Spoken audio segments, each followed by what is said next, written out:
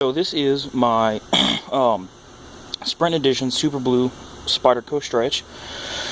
Had this knife for a few months, well, more than a few, probably 6 to 7 months. And I originally purchased this because I wanted a stretch model from Spyderco because I didn't have one. And also I wanted to get a steel that was really on the other end of the spectrum from a lot of the high carbides that are being put out there today, like 90V, 10V, M390, etc. And so, this stretch in Algami Super Blue was really kind of ideal what I was looking for. Right off the bat, I'll just say, unfortunately, I will not be able to give any sort of comprehensive view from my end on the steel. While I think Super Blue is a good steel, especially at what it's designed to do, which is take and hold a fine edge, this knife came extremely burnt from the factory at the edge. It had no cutting aggression of any sort when I got it, and it was just awful.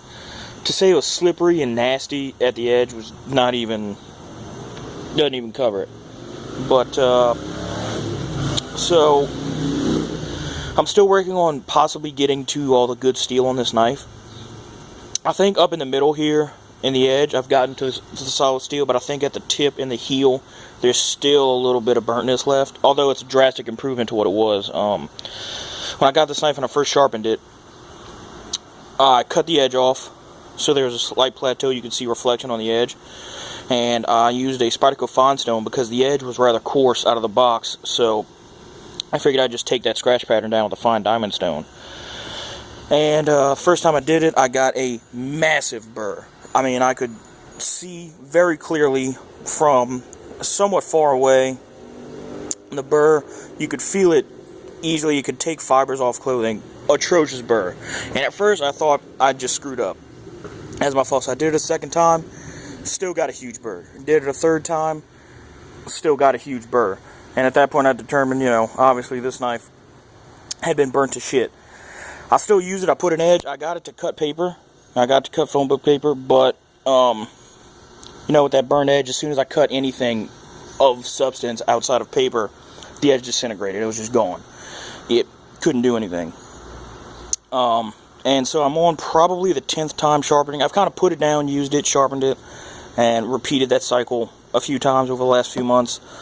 And it's definitely a drastic improvement over what it was, but suffice it to say, for what I've seen of it so far, and with the edge improvement, once I finally really get all of the burnt steel off this knife is basically going to do exactly what it's designed to do. Take and hold a really fine edge. Works really well with polish as well, although a fine diamond stone puts a plenty fine edge on this knife. This stuff, especially if you're used to stuff like S110V and all the super duper high carbide stuff, this stuff almost sharpens by accident. It's like you just touch the stone and then poof, the edge is there. But as far as the knife, the model goes, I have to say I really quite like it. I have a couple of pet peeves, but in general I find it to be quite a comfortable knife. It's a bit funky in the design. Even one of my roommates commented on it when I first got it that it was a little bit weird looking. But it works pretty well. It's the basic FRN model, which I quite like. A lot of people bitch and moan about FRN. I don't see why. I find it's really easy to use. This isn't designed as a dress model, so it wasn't meant for you to wear with a suit or anything, and it's a really nice multifunctional plastic. I find this texture they put on the FRN works well for grip, and does a good job of what it's supposed to do. I think the firearms industry has proven time and time again the usefulness of polymer in builds, and so they're perfectly at home in knives, in my opinion. Stuff's easy to clean. It doesn't take or hold scents and stuff. Really solid handle material for a folding knife, especially since it's steel lined, as Spyderco's all are. Hopefully I can get a shot. Maybe not. It's got the spider hole, really big, large spider hole.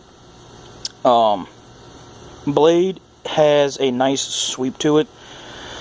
I find in a lot of situations I kind of like this more than the Enduro. which has a similar build and stuff, but obviously the lines are different. This little bit of sweep really helps with a lot of cutting and slight slicing. I use this in the kitchen as sort of a pocket paring knife. Did pretty well. Could be a little thinner, but that edge up there is nice for slicing, things like that. The handle is in a saber grip. Fantastic. Excellent knife for this grip. It's got this choil up here. And like a lot of knives that have this, I'm not really sure what the point of these are, because it's almost like it's set up to hold like this. And I don't know what you're cutting like that, because if you use the choil to choke up on it, you get this part of the blade biting in your hand. So I don't really know you would cut like that. And so for me, there's a little bit of wasted space, although even in a hammer grip, it works fine. It's not that much of a leverage disadvantage. It's got the Spyderco clip. Works pretty well. I like it. Some people hate them. Some people love them. I'm kind of in the middle. I think it's a good clip for what it's designed to do, although it can cause some hot spots. Your typical Spyderco lockback. Works well. Solid knife. No, it's not a triad lock. No, you can't go baton this knife. But I've never had one fail on me or come close to failing. And I think they work pretty well. One thing about this lock, though, even with this Boyd detent, just the way this handle is shaped for me when I use it in the hammer grip for, hard cutting, I tend to, even though it's got this Boyd dent, I tend to depress this lock just ever so slightly so I get a tiny bit of blade play in this, although it's never come to failure. But that's probably just my hand that does that, because I've never really seen too much from other people about that. One other thing, also when I was cutting, somehow I guess torqued the frame of the knife so that it was centered, but then after doing some heavy cutting, it shifted the blade all the way to the side. I've tried to mess with the pivot and all that stuff. I haven't taken it apart, because these types of models are notoriously kind of a bitch to take apart and put back together. But I tried to torque the pivot and the screws and stuff to mess with it, try to get it back to center. I haven't been able to really do it yet, but honestly, it's not something I care about that much, because, again, this isn't a dress model, and it doesn't affect the function of the knife in any way. While this knife is made of super blue, Spyderco did choose to clad it, meaning they basically sandwiched the super blue between two layers of stainless. This is 420J1, I believe. Let me try and make it focus. No, oh well. But yeah, 420J1. Really high stainless. Pretty soft steel though, so you can scratch this stainless pretty easily, even just cutting cardboard and stuff, but it does its job and keeps it from corroding. Spyderco had a couple of models of super blue already in the past. I think they did a Cali 3 and 3.5 in uncladded super blue, which is raw super blue. And those things, I've heard some people had quite a big issue with corrosion, others didn't. But, super blue has extremely low corrosion resistance. And if you can check out the demarcation between the stainless and the super blue, you'll see that patina on both sides. And that patina will form basically immediately. Especially if you start cutting food, that patina just pops up. You can literally watch it happen. So super blue has very low corrosion resistance. That includes at the edge, so you do have to watch that, especially, like here in southern Louisiana.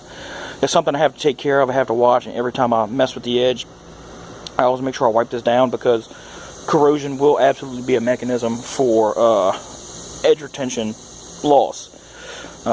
Also, it's pretty cool, because you get this kind of line down the middle of the blade, where the super blue patina's up top. So it makes for a pretty nice aesthetic appearance on the knife, I feel, and it does have sort of a slight bluish tint to the patina, but overall, I like this knife, even though the steel came burnt.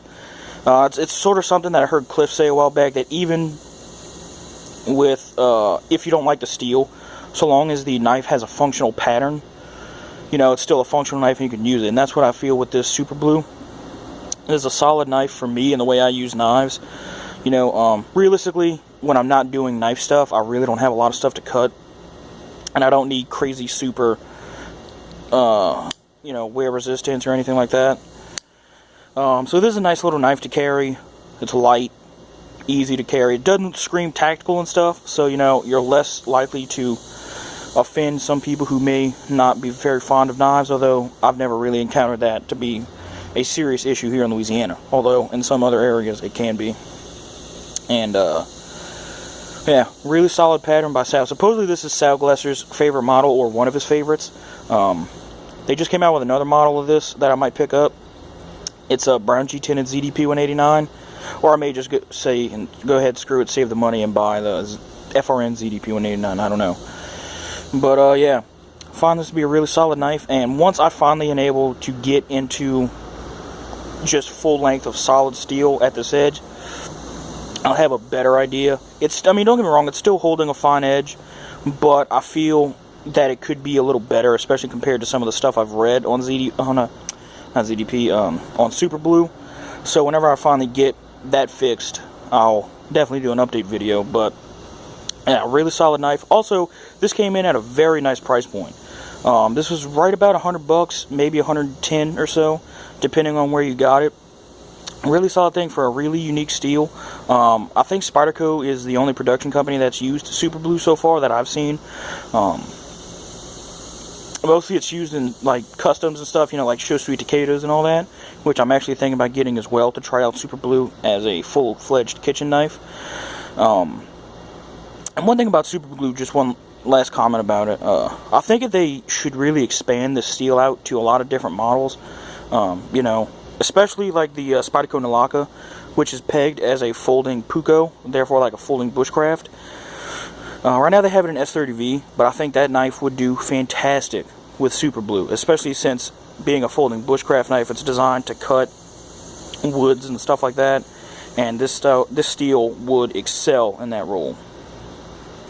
Now, I also think they should do the Endeavor, which is basically a full flat ground Spyderco bushcraft with S90V. I think this would be an excellent steel choice for that as well. But that's just me. I would just like to see more stuff like this. But anyway, yeah, that's basically my take on this stretch so far. I'm going to have more in the future, again, as I get this steel working a little better. But if you guys have any questions, please just put them down below in the comments, and I'll try and get to them. Thanks.